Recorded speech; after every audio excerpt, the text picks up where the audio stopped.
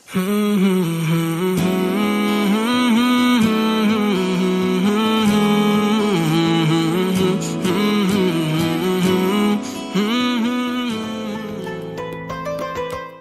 वालेकुम, रमज़ान मुबारक। कैसे हैं आप सब? ठीक है, मैं भी बिल्कुल ठीक हूँ और बड़ी एक्साइटेड हूँ। और अभी तो खैर मैं बड़ी कंफ्यूज हूँ। तो ये जो आप मेरा ट्रेयर बॉक्स देख रहे हैं ना, ये मेरी लास्ट ईयर की और जितनी भी ईयर्स गुजर चुके हैं माशाल्लाह से रमज़ान डेकोरेशन की सारी मेरी कलेक्शन है, जो मैंने ना पैक करके एक ही कार्टन के अंदर रखती थी। और फिर ये ना इजी रहता है, इस तरह आराम से आप चीज़ें निकाल के देख सकते हैं कि यहाँ पे सारी चीज़ें पड़ी हुई हैं। तो अभी ये सारी जो चीज़ें निकली थी, मैं सोच रही थी कि इनको इस दफ़ा कैसे डेकोरेट करूँ, कहाँ कहाँ रखूँ और कैसे कैसे रख सकती हूँ मैं। अच्छा, इस दफ़ा ना मैंने जानबूझ के रमज़ान की डेकोरेशन लेट की हैं घर में, वरना डस्ट आ जाती है पहले और फिर वो मज़ा नहीं आता और आपको वो एक्साइटमेंट नहीं होती, थोड़ी बात पुरानी लगती है। और ऑफ कोर्स बेसिकली इसका मकसद तो बच्चों को अट्रैक्ट करना होता है। ये मेरे पास डेकोरेशंस हैं, कुछ स्टार्स पड़े हुए हैं और कुछ ये भी डेकोरेशन है, मैंने क्रिसमस के डेज में ली थी। और ऐसी चीज़ें ना क्रिसमस में बहुत मिलती हैं, तो ये मैंने ली थी। इसके अलावा क्या है, और ये जो मेरा है ना, ये मेरा सबसे फेवरेट चीज़ है। इसको तो मैं लगाऊंगी और मैं आपको दिखाऊंगी कि ये कैसा लग रहा है, क्योंकि इसमें बच्चों के लिए ट्रीट्स चलती हैं। तो बच्चों को तो सारा रमज़ान इस पर जितना इंटरेस्ट होता है ना, शायद ही किसी चीज़ में होता हो। अच्छा इमामा, ये टैंगल हुई हुई है, आपने इसको ठीक करना है, ये आपका काम है, ठीक है? मैं दूसरा काम करती हूँ, बाकी का कर लोगे आप? हाँ, चलो ओके।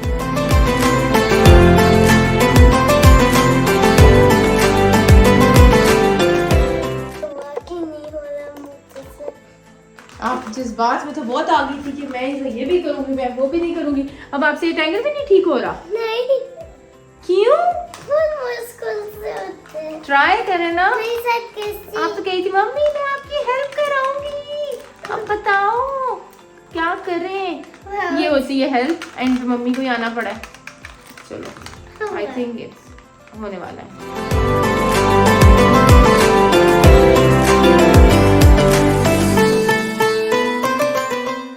ओके जनाब, तो यहाँ पर ना अभी पुरानी जो घर में डेकोरेशन वॉल हैंगिंग्स लगी थी वो उतार के अब उसकी जगह पर मैंने एक बहुत ही प्यारा मैंने डेकोरेशन बनाया था। वॉल हैंगिंग था रमदान का, वो मैंने 2 साल पहले बनाया था। तो उसकी ना अभी थोड़ी बहुत इस तरह की शक्ल है कि मैं इसको अभी लगा सकूँ, इस साल लग सकता है वो, तो ये मैं लगा दूँगी। और ये मुझे बहुत पसंद है, बहुत ही क्यूट है। नेक्स्ट ईयर इंशाल्लाह इसी तरह का मैं एक और नया बनाऊँगी। ओके जी, तो वो तो लग गया था और अब बारी आती थी लाइट्स लगाने की। तो यहाँ पर ना मैं अपने बेटे के साथ मिल के लाइट्स लगा रही हूँ और बस तो मेरा चल रहा था कि मैं कहती हूँ कि पूरे घर को शादी वाला घर बना दूँ। ऐसे यहाँ से पकड़ के रखो। ईद पाए बहुत फन होते हैं। I like ईद पाए। It's रमजान और 1 मंथ बाद ईद आएगी, जब रमजान।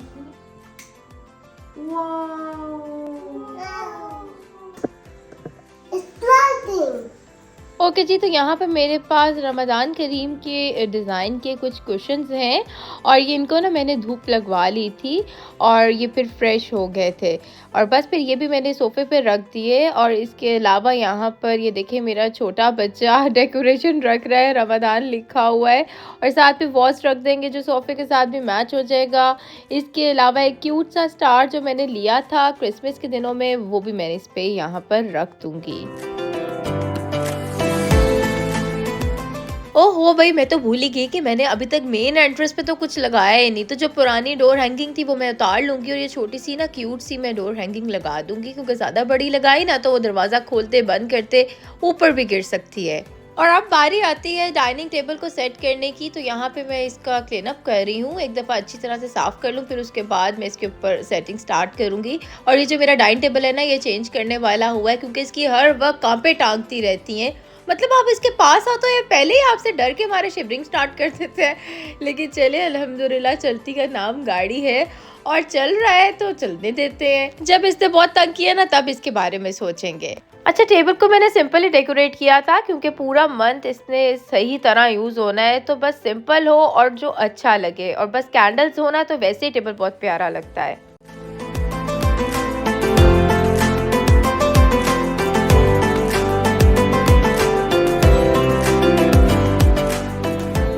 ओके जी, तो अब बारी आती है गुड डेट कैलेंडर को लगाने की। तो ये 30 डेज़ का ना 30 इसके ऊपर टास्क लिखे हुए बच्चों को जो करने हैं, और हर टास्क के अंदर ना मैं कैंडीज़ डालूंगी। 2 बच्चे हैं तो 2 कैंडीज़ डालूंगी।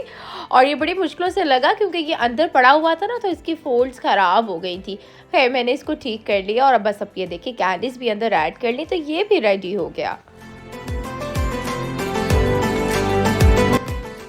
और अब जो बारी आती है ना वो बखूर को रेडी करने की है। तो बखूर के लिए ना मैं एक नई मशीन लेकर आई थी। इसकी पहले अनबॉक्सिंग करूंगी और फिर इसको सेट करने के बाद हम इसको यूज़ करेंगे। और आज ना मैं डिफरेंट फ्लेवर का बखूर लेकर आई हूँ। मैं चाहती थी पहले ट्राई कर लूँ, अगर अच्छा लगा ना तो फिर मैं इसको बड़े साइज़ में भी ले आऊँगी। तो ट्राई करते हैं कि ये कैसा है। ओह माय गॉड, जो इसकी बखूर की खुशबू अभी से आ रही है ना, मैं आपको बयान नहीं कर सकती। अच्छा ये थोड़ा सा सॉफ्ट है और मैंने इसको बाकी को ना इधर रख दूंगी और अभी मैं सिर्फ इसको एक को यूज़ करूंगी, तो ताकि बाकी ना वेस्ट ना हो। ये साथ में मैंने इसीलिए ये वाली मशीन ली थी कि इसके अंदर ही रहेगा ना तो वेस्ट नहीं होगा। अब बाकी ये जो क्रम्स उसके बखूर के हैं ये भी नहीं मैं वेस्ट करूंगी। अच्छा मैंने आपसे कहा था कि मैं आपको बताऊंगी कि बखूर को कैसे यूज़ करते हैं। तो ये तो उसकी होगी मशीन, और ना इसके अंदर अगर मैं आपको दिखाऊं तो इस तरह इसके अंदर होल्स हैं। और अगर हम ना ये हमने क्या करना है, इसके अंदर हम डालेंगे कोयले को, और कोयले की ना इस तरह जो शीशे के अंदर डलती हैं वो वाली क्यूब्स होती हैं। तो अगर दूसरा रेगुलर कोयला लेंगे ना तो वो अच्छा नहीं रहेगा, आपका मशीन ख़राब हो सकता है। तो ये शीशे जो हुक्के के अंदर डलती हैं, जो मॉडर्न हुक्के इसके अंदर डलती है, वो वाली इसके अंदर क्यूब्स डलेंगी। और जनाब इसके अलावा फिर हम इसके अंदर वो डालेंगे और फिर ऊपर से ये बखूर की क्यूब डालेंगे, तो वो कोयले की हीट से बखूर चलता रहेगा।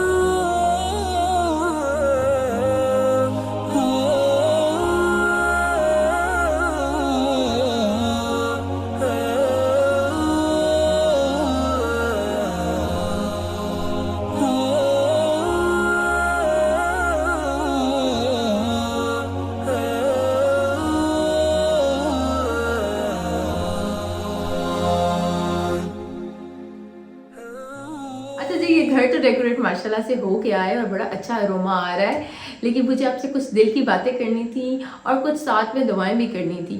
तो पहले तो मैं आपसे ये कहूँगी कि इंशाल्लाह जैसे ही आपको रमज़ान मुबारक का चाँद नज़र आए, मगरिब की नमाज से लेके इशा तक, उसके दरमियान में किसी भी टाइम आपने 3 दफ़ा सूरह फतह पढ़नी है। उससे क्या होगा कि आपके रिज़्क़ में अल्लाह पाक सारा साल बेपनाह इज़ाफ़ा फरमाएगा।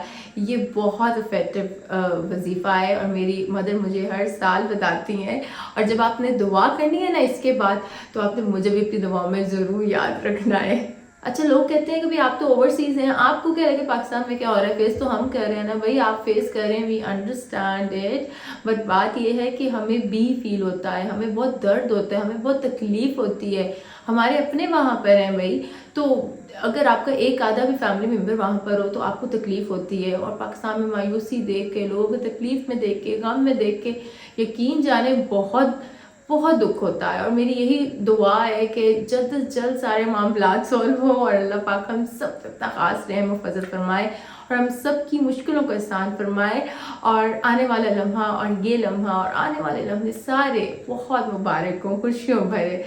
ओके, तो फिर मिलते हैं नेक्स्ट व्लॉग में। काफ़ी सारी मैंने बातें कर ली है और फिर इंशाल्लाह अब मैं आपको रमज़ान में मिलूँगी किसी अफ्तारी की तैयारी शारी करते हुए।